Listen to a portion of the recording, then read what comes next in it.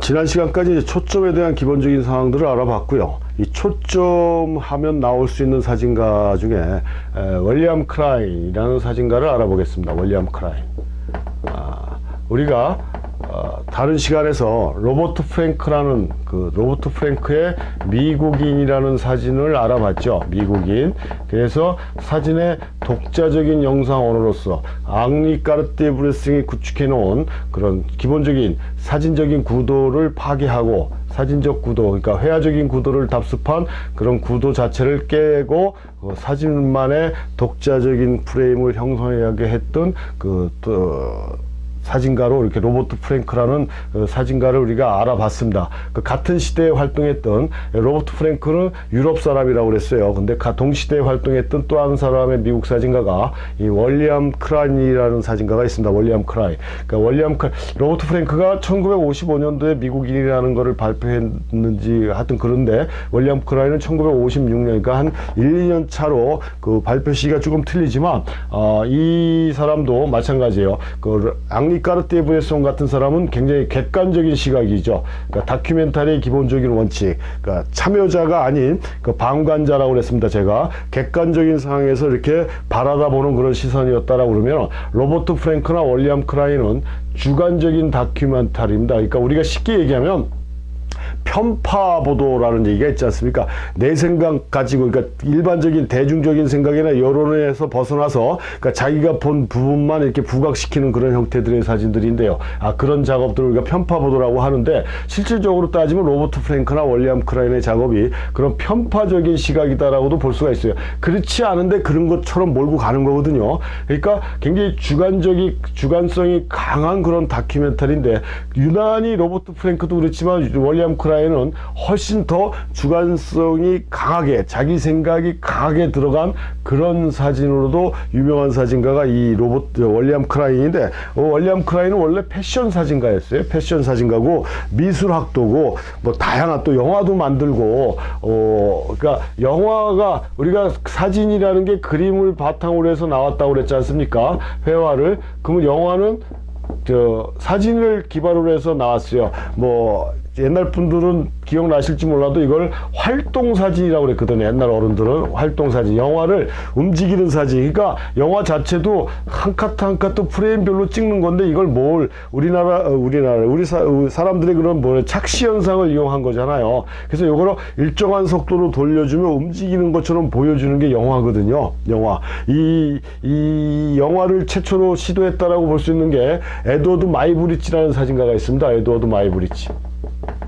에드워드 마이브리치라는 사진가가 뭘 했냐면은, 이 사람은 이제 옛날 사진가인데요. 그러니까 사진 발명 초창기 때 사진가인데, 질주하는 말이라는 사진이 대표적이에요. 질주하는 말. 이게 무슨 얘기냐면, 이 말이 공중에 도약했을 때 앞발과 뒷발의 위치가 어디에 있느냐를 가지고 그 당시에 사회에서 굉장히 논란이 많았다라는 얘기예요. 그래가지고 누구예요?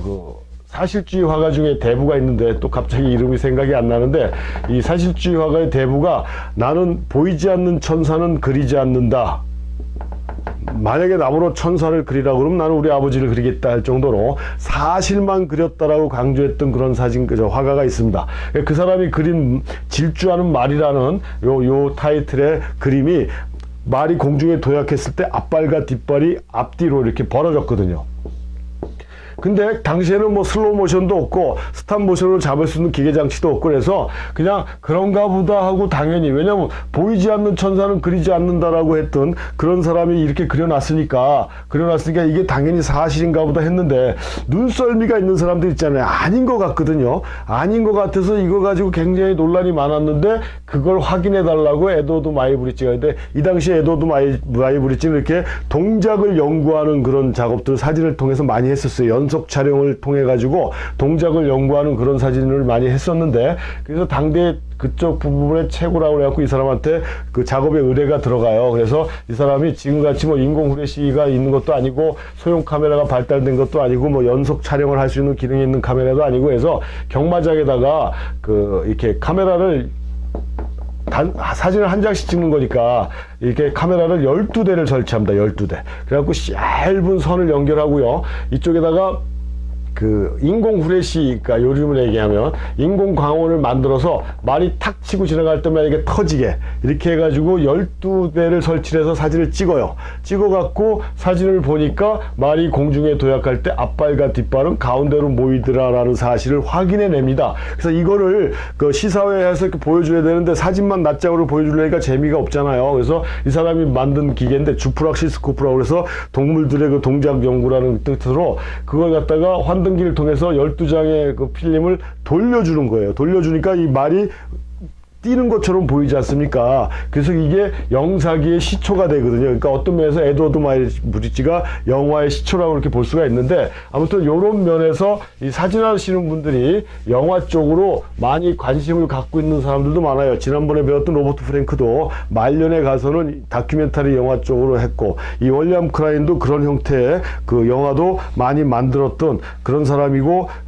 활동은 미국에서 태어났지만 활동은 유럽 쪽에서 활동을 했대요. 그러니까 저기하고 좀 반대예요. 로버트 프랭크는 태어나긴 유럽 쪽에서 태어났지만 활동은 미국에서 했는데, 월리엄 크라인은 또 미국에서 태어났는데 유럽에서 활동을 해서 아주 다양한 면에서 활동을 했던 그런 약간 천재적인 기질을 갖고 있는 예술가가 이 월리엄 크라인이 아닌가 해서 자기 고향인 뉴욕을 이제 기록을 하는데요.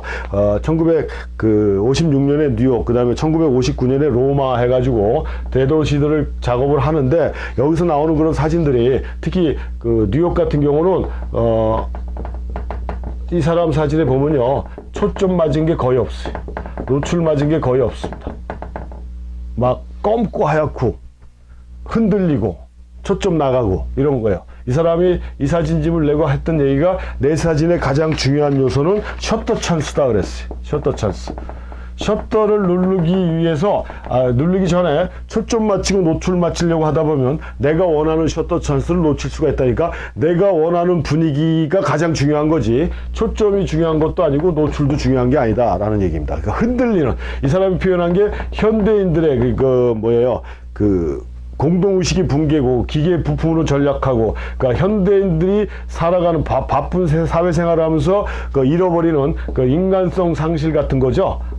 무표정하게 돌아다니고 뭐 폭력이 난무하고 뭐 여러 가지 사회적인 문제가 있고 하는 이런 모습들을 표현하려고 하다 보니까, 이런 것보다는 그 당시의 분위기나 느낌이 제일 중요했다라는 얘기예요. 셔터 찬스. 그래서 이 사람 뉴욕 사진에 보면 대부분 이런 현상들이 많이 일어난다는 얘기입니다. 그래서 제가 초점 설명할 때도 말씀드렸듯이 포커스가 무조건 정확하게 맞아야 제일 잘된 사진이다라는 평가는 잘못됐다는 얘기예요. 어떤 분위기, 어떤 의도로 표현할 거냐에 따라 포커스가 나가도 상관없다는 얘기예요. 이 사람이 1980년도 후반인가에 나온 클로즈업이라는 사진이 있습니다. 클로즈업이라는 사진집을 보게 되면요, 마찬가지로 거기서도 사람을 대상으로 많이 찍는 다큐멘터리 형태의 사진인데, 이것도 마찬가지로 상당히 주관적이고요. 여기 등장하는 사진들은 초점이 아주 정확하게 맞았어요. 아주 너무 징그러울 정도로 정밀하게 초점이 맞았습니다. 그래서 이 사람은 항상 얘기하지만 성악설이라고 그랬어요. 성악설. 대부분의 다큐멘터리 사진가들이 사람을 태어날 때부터 악하다라는 기본 기조를 바탕으로 작업을 하는데요, 그런 악한 모습을 강조하기 위해서 이런 촬영들을 하는데, 그 중에서도 클로즈업은 제가 보기에는 그 사람들의 그런 약간 실없는 행동가, 뭐 가면 모도회라든가 그런 걸 작업한 사진가들이 꽤 많은데, 그 다음에 꼭 이렇게 스모 선수들, 일본 스모 선수들을 찍은 게 있는데요, 꼭 정육점에 걸려있는 고기 같다라는 느낌을 제가 좀 받았거든요. 그런 분위기를 묘사하기 위해서, 그러니까 포커스를 못 맞춘 게 아니라 맞출 수 있었는데도 이런 사진을 했다라는 얘기예요. 제 얘기는. 그러니까 세계적으로 유명한 사진가들 포커스를 못 맞췄겠습니까? 근데 자기가 나타내고자 하는 이미지를 극대화시키게 하기 위해서 이렇게 작업한 것이다. 그러니까 그 로버트 프랭크의 미국인은 미국이라는 나라가 가지고 있는 그런 암적인 요소를 표현한 거라 그러면, 이 월리엄 크라인의 뉴욕은 뉴욕이라는 도시를 바탕으로 작업을 했지만 현대인들이 안고 있는 그런 심리적인 불안감, 심리적인 변화를 표현한 게 그러니까 장소만 뉴욕을 빌린 거죠. 장소만. 그러니까 제가 서울에서 그것도 아주 복잡하고 번화한 데서만 한 40년을 살다가, 그러니까 학원도 사람도 대학로에 있었고 종로나 이런 해화동 쪽에서 아주 복잡한 데서 살다가 미국 워싱턴주 시애틀 쪽으로 이사 오니까 처음에는 되게 조용하고 좋았어요. 근데 한 1년 지나니까 너무 심심하더라고. 그래서 미국 온 지 한 2년인가 3년 만에 뉴욕을 갔는데 뉴욕 맨하탄에 딱 들어가니까 거짓말 안 하고 서울에서 태어난 사람들은 고향이라는 개념이 좀 약한데요. 맨하탄에 들어가니까 꼭 진짜 고향 온 느낌이었어요. 그 거리 다니는 사람들의 표정이라든가 남 생각 안 하고 바쁘게 무표정하게 그냥 너무들 다 바빠. 한국 서울도 마찬가지지 않습니까? 그런 표정들, 그런 게 아주 익숙했던 표정들이나 행동들, 동작들, 상황들을 보니까 고향 같다라는 느낌을 받았거든요. 그래서 월리엄 크라인의 뉴욕은 그렇게 현대인들이 갖고 있는 그 다람쥐 쳇바퀴 돌듯이 도는 그런 아주 무의미한 일상에서 벌어지는 그런 인간성 상실이나 공허함이라든가 이런 기계적으로 전락해버린 그 사람들의 그런 모습들을 하는데 뉴욕이라는 동네를 이용했고 그걸 제대로 표현하기 위해서 초점이나 노출은 아주 극단적으로 배제시키고 셔터 찬스에만 매달렸던 그런 특징적인 사진가가 이 월리엄 크라인이다 라고 이렇게 보시면 되겠다는 얘기고요. 처음에 시작할 때도 말씀드렸지만 상당히 다른 사진가에 비해서 특히 더 아주 자기만의 그런 주관적인 시각을 사진에 듬뿍 담아낸 사진가가 월리엄 크라인이라 우리가 사진사 쪽으로 봤을 때 전에 배웠던 로버트 프랭크하고 이 월리엄 크라인은 그래서 우리가 뭐라고 그랬습니까? 신영상주의 사진가라고 얘기하고 사진을 회화에서 벗어나서 사진만이 가지고 있는 독자적인 영상 언어로서의 자리매김하는데 굉장한 일조를 했던 사진가로 로버트 프랭크나 월리엄 크라인을 얘기한다라고 볼 수가 있겠습니다.